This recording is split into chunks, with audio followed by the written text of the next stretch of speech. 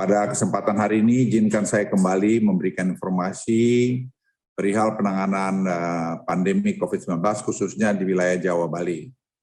Dalam kesempatan pertama ini, saya perlu menyampaikan bahwa kebijakan dan pelaksanaan PPKM yang pemerintah ambil hingga hari ini tetap mengikuti level asesmen PPKM yang telah kami sesuaikan seperti minggu lalu dengan memberi bobot lebih besar terhadap rawat inap rumah sakit. Berdasarkan data yang kami kumpulkan dari berbagai sumber dan dijelaskan bahwa varian Omikron ini menyebabkan penularan lebih cepat atau jauh lebih cepat. Bahkan di beberapa negara seperti Amerika Serikat, Israel, Prancis, dan Jepang, angka kematian terkonfirmasi COVID-19 juga sudah mulai melewati puncak Delta. Namun pola yang berbeda juga terjadi di negara lain seperti India dan Afrika Selatan. Untuk itu pemerintah terus melakukan pembaharuan data, meminta masukan dari berbagai ahli dalam bidangnya dan menganalisis perkembangan yang terjadi di seluruh negara sehingga kita bisa mendapatkan masukan dalam penanganan Omikron ini sehingga proses pengambilan keputusan itu benar-benar kita lakukan secara holistik. Tren kenaikan kasus COVID-19 di Indonesia meningkat sangat pesat. Namun secara umum dampak terhadap rumah sakit dan kematian secara keseluruhan relatif masih jauh lebih kecil dibandingkan dengan Delta. Sebagai contoh, kenaikan kasus di Provinsi DKI Jakarta, Jawa Barat, dan Banten meningkat sangat pesat, namun angka perawatan rumah sakit dan kematian masih relatif rendah dan lebih kecil dibandingkan gelombang Delta. Namun untuk Provinsi Bali perlu mendapat perhatian khusus karena terdapat tren penambahan kasus juga melebihi puncak Delta.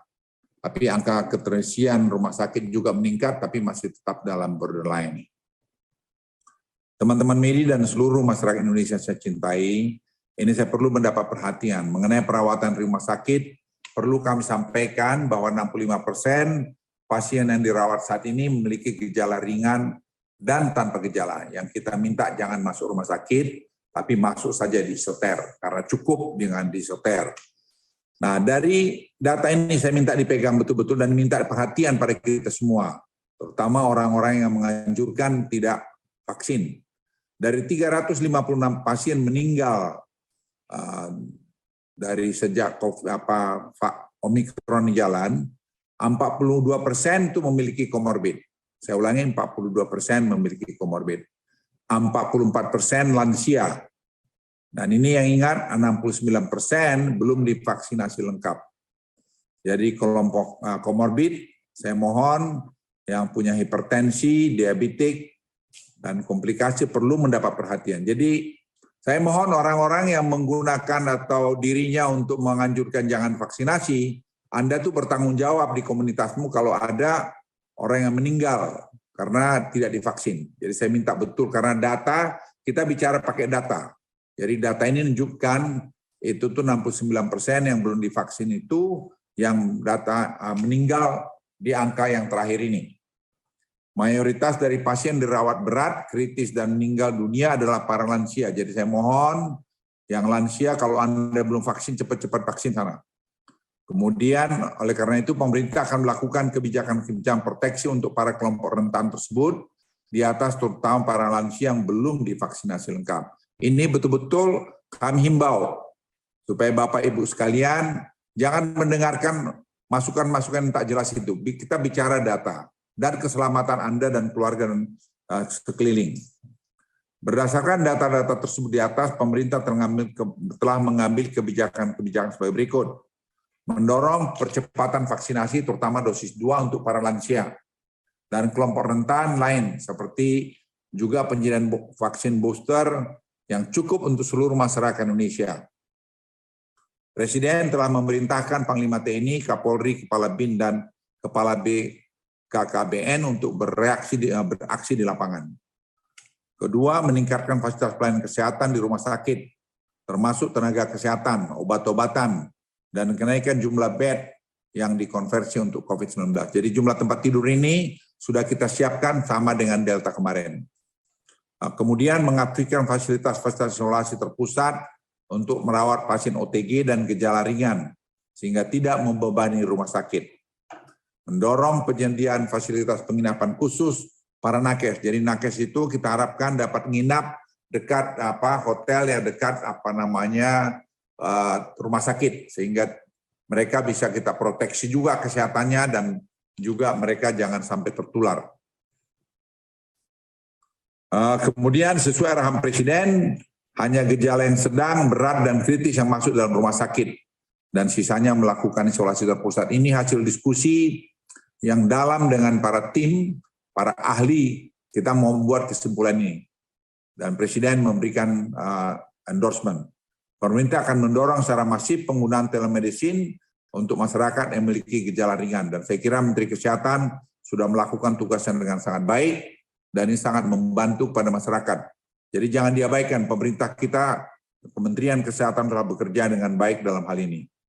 Pemerintah menghimbau kepada masyarakat untuk tidak panik dalam menghadapi lonjakan kasus Omikron ini, karena pemerintah telah mengambil langkah-langkah persiapan untuk menghadapi gelombang Omikron ini. Masyarakat tetap aja beraktivitas seperti biasa, saya ulangi seperti biasa, sesuai dengan aturan prokes dan ketentuan PPKM. Jadi kalau kita patuh pada itu semua, tidak ada yang perlu dikhawatirkan. Tapi kalau Anda punya kasus komorbid belum vaksin, Anda perlu hati-hati, karena Anda menjadi salah satu orang yang bisa check out. Pemerintah akan mengambil kebijakan pengetatan lebih terarah untuk kelompok rentan seperti lansia, kelompok komorbid, dan yang belum divaksin. Jadi pengetatan PPKM akan berbeda dengan varian Delta. Karena itu Omikron ini lebih menyasar pada kelompok rentan. Jadi kelompok-kelompok yang sehat, Anda berolahraga dengan baik, Anda sudah divaksin, Anda tidak punya komorbid, patuh dengan ini dan hidup dengan gembira, tidak perlu terlalu takut. Tentu ada bahaya, tapi probability-nya itu sangat kecil. Teman-teman media dan seluruh masyarakat Indonesia yang saya cintai, berdasarkan level assessment saat ini, kami sampaikan bahwa aglomerasi Jabodetabek, Daerah Istimewa Yogyakarta, Bali, Bandung Raya, dan akan ke level 3. Hal ini terjadi bukan akibat tingginya kasus. Saya ulangi, bukan akibat tingginya kasus, tetapi juga karena rendahnya tracing.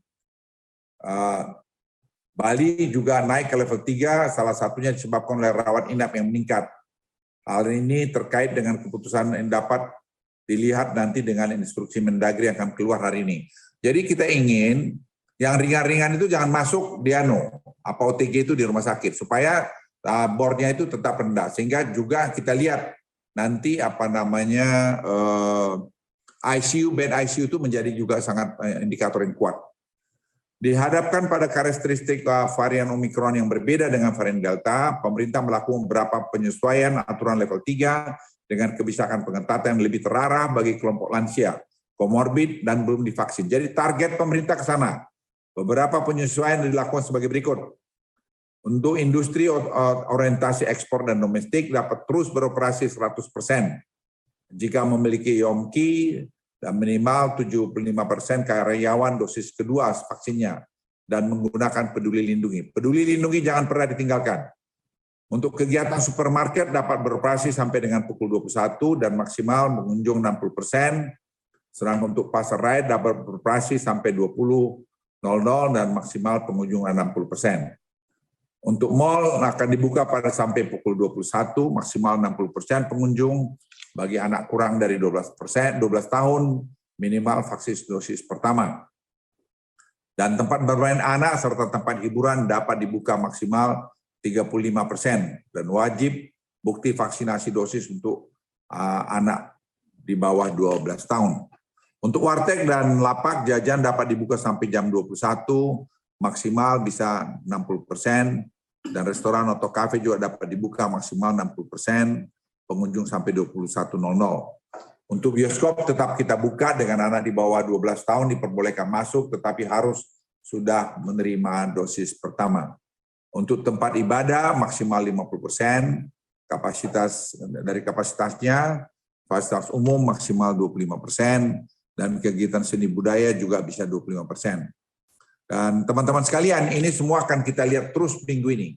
Kalau minggu ini bagus, kita minggu depan akan lebih longgarkan. Karena kami terus terang tidak ingin juga kita ketakutan dan ekonomi kita terganggu, padahal sebenarnya tidak ada masalah. Jadi kalau kita semua disiplin, kita semua bahu-membahu, tidak saling menyalahkan, mestinya tidak terlalu banyak masalah kita hadapi. Hari ini pemerintah menyadari bahwa terdapat kepenatan, kejenuhan, dan kelelahan akibat pandemi COVID-19 ini yang dialami masyarakat. Namun semua warga negara yang baik tentunya harus sadar bahwa keluar dari pandemi adalah agenda kita bersama.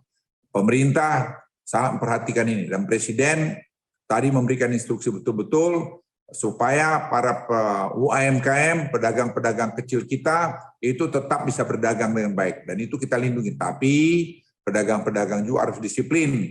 Kalau belum vaksin, Anda pergi vaksin, supaya Anda jangan menjadi korban dan keluarganya juga jadi korban. Pemerintah mempersilakan masyarakat yang sudah melakukan vaksinasi lengkap dan juga booster untuk terus beraktivitas biasa, jangan takut. Tapi tetap masker, cuci tangan, itu dilakukan. Marilah kita semua berdoa, semoga Tuhan Maha Kasih senantiasa memberi kesehatan, keselamatan buat kita semua. Sekian, terima kasih. Wassalamualaikum warahmatullahi wabarakatuh.